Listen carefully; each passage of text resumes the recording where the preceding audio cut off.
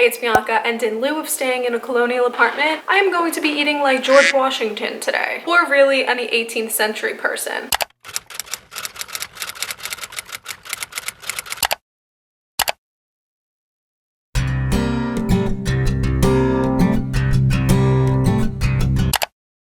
So for starters, we can't get into character without staying in a gorgeous colonial apartment. So here's a little overview of the hotel that I'm staying in. It's this gorgeous colonial apartment with these big, humongous, giant windows.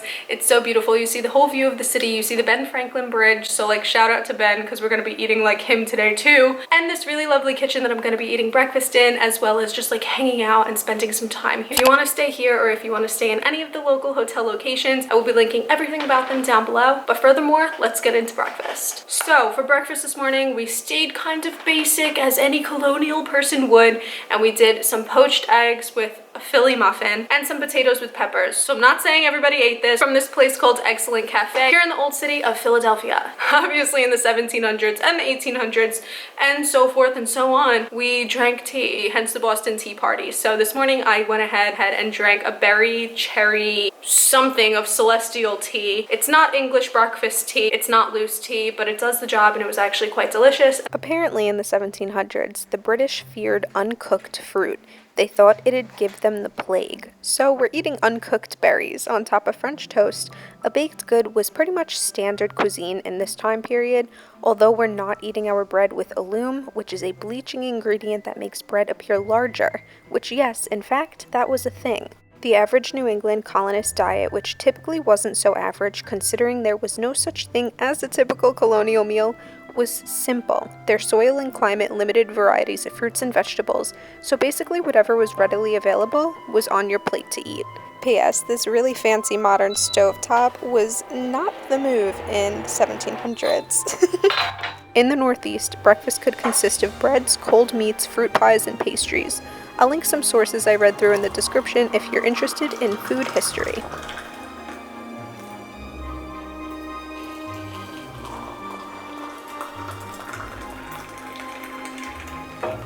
Of course, as mentioned, tea was a staple. There was either tea, cocoa, or coffee, because they actually did drink coffee, so we're going to get that later on in this vlog.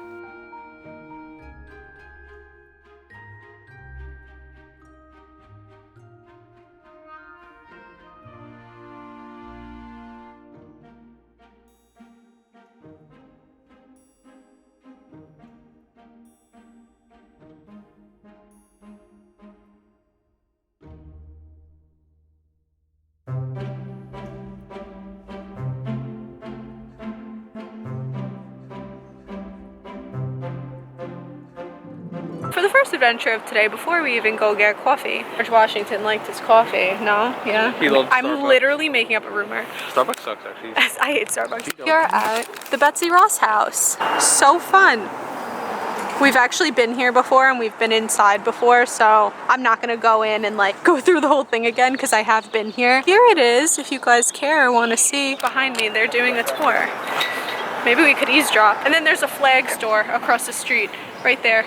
Jordan's talking. Ooh, right there. That I've been in before too, and it's really cute, and they have like really cool like old flags. I would go in, but the last time we went in, we like didn't buy anything, and I always feel bad when we walk in like more like local stores and don't buy anything. Like the guy was kind of like, oh, you're not buying anything, so I'm not gonna go in. All right, so we're on a mission to find coffee.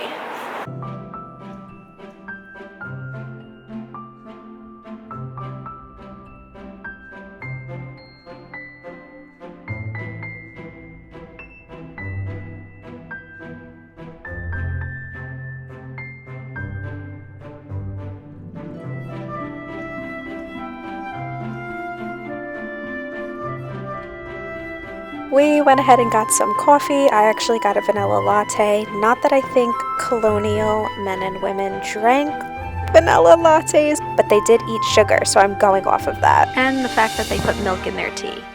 Food stop tour. Oh my god, we're doing like a food tour, actually. It's the bar crawl, but colonial themed. It's the colonial themed bar crawl. Anyway. This is the first bank of the United States, even though it's like guarded and gated up right now. It's still so cool and it's so grand.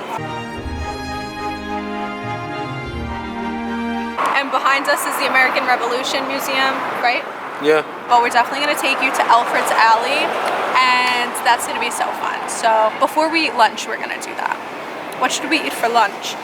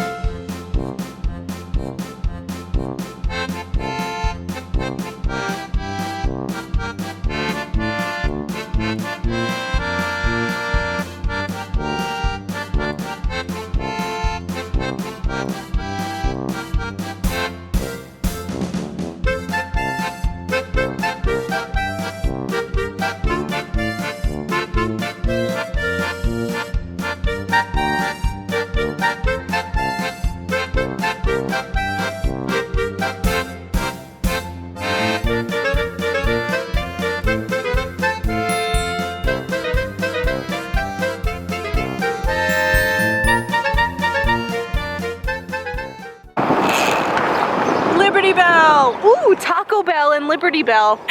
Okay, my eyes are like tearing nonstop. I'm so uncomfortable. Thank God I don't have to wear a powdered wig for this video.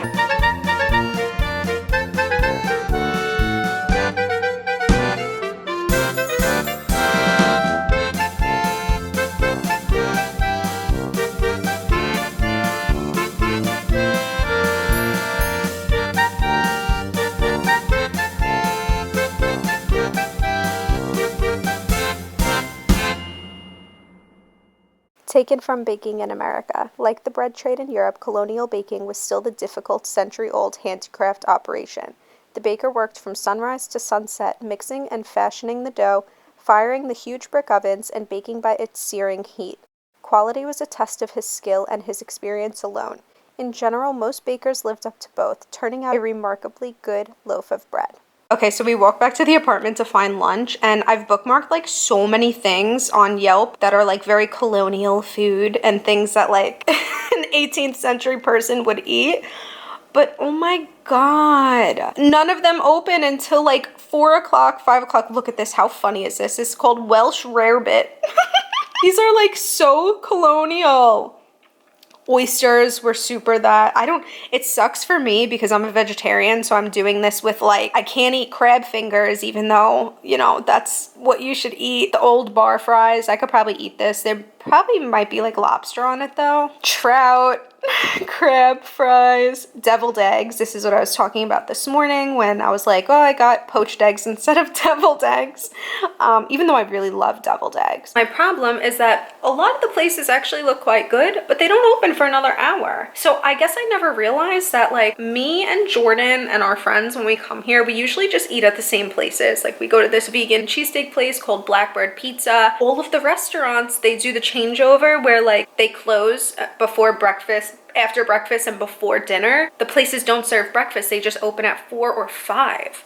That's so crazy that they open at 5 p.m. Like, what do you do midday, you know? But we're kind of having a little bit of trouble because I really wanted to go to this place called Revolution House, and it's very like, it's cool. Let me show you. Let me show you. So the inside looks like this, and it's like it's very with the times. Like, this is awesome. They recently reopened post-COVID, so they have a really small menu, and I can't eat anything on the menu, and there's like really no menu. It's like there's really nothing on it, although their regular menu is really cool. See, this is so awesome. I really wanted to go here, but they don't open until 4 anyway. I'll see you at my next meal if I ever get one. When were cheesesteaks invented? Okay, I found this on the web for when were cheesesteaks invented. We're about 2 centuries off. Cheesesteaks were invented in the 1930s, but nothing revolutionary was open until 2 hours. Oh, actually, well, now it's 4 o'clock. In an hour, I could actually go back to eating regularly scheduled programming. I'm sure veganism existed in the 1700s. I mean, obviously, but like not to the degree that it is now. Okay, I'll get back to you whenever I'm eating food again. Bye. As mentioned, there were fruits and vegetables, duh. But it varied by where you are. So currently where I am, I had beet and berry juice. Delicious. A colonial favorite. Taking the oranges, putting it in juice, peeling them, and putting them in a plastic cup. I bet oranges tasted so different 2 centuries ago.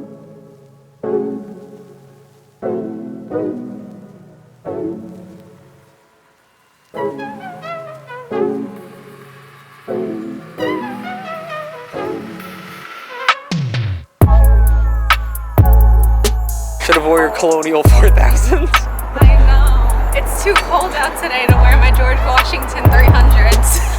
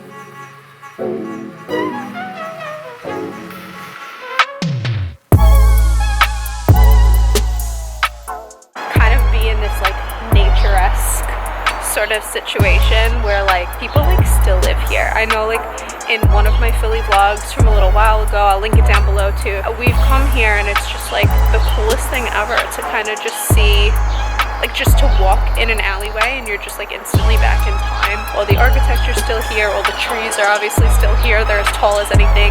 Ivy took over and it's still kind of like, you know, it's really cool. Dinner was a mess and a half because we sat in an Acme parking lot for about an hour looking through Yelp. All of my collections of bookmarks that I have for Philly colonial themed dinner, like very American cuisine, none of them had their extensive menu. I guess because of Corona, they sort of limited things, which really sucks because I'm a vegetarian. Usually really simple and I could like work around this and try to fit the theme of eating colonial, which is really just like British food, which is kind of like pub food, which is kind of also like very hard for me to eat. But anyway, we ended up at the Victor Cafe, which is actually Adrian's restaurant from Rocky. The place opened in 1913, and although that's centuries later than colonial times, I still think it's really cool and historic. So I'm happy to put it in the vlog. And although George Washington probably never had penny vodka, I ordered penny vodka with asparagus and there was salmon on the side, so I gave it to Jordan. So that kind of fits the theme because they ate a lot of like trout, fish, and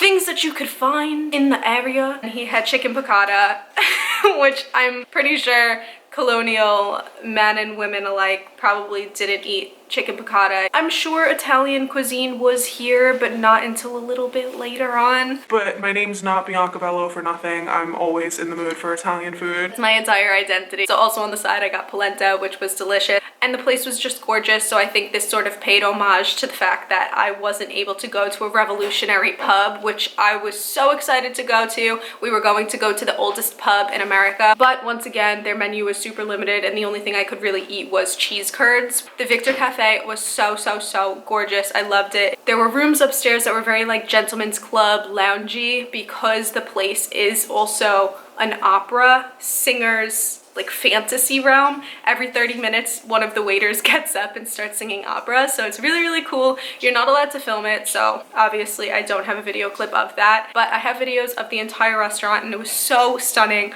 Upstairs there were like big red leather couches, which have similarities to the colonial bars that I really wanted to go to, but most of them too you weren't allowed to sit inside, so 30 something degrees last night, so a little chilly. For the sake of this video, I was just happy to do this and I thought this was like just like a fun like silly little video to do. And I've seen people on here do Victorian morning routines where they eat breakfast like a Victorian and they kind of eat like porridge and it's like very plain and like kind of boring, and maybe they eat some bread and like they kind of go through the video without getting any nutritious value. I kind of find those videos fun and endearing and I really like them, but obviously sticking to my palate and like the fact that I actually really need to eat or I'll literally pass out. I hope you enjoyed this video, even though it wasn't like perfectly with the times. I still hope that you enjoyed it. Please subscribe down below, follow me over on Instagram, and I will see you guys in my next video. Bye.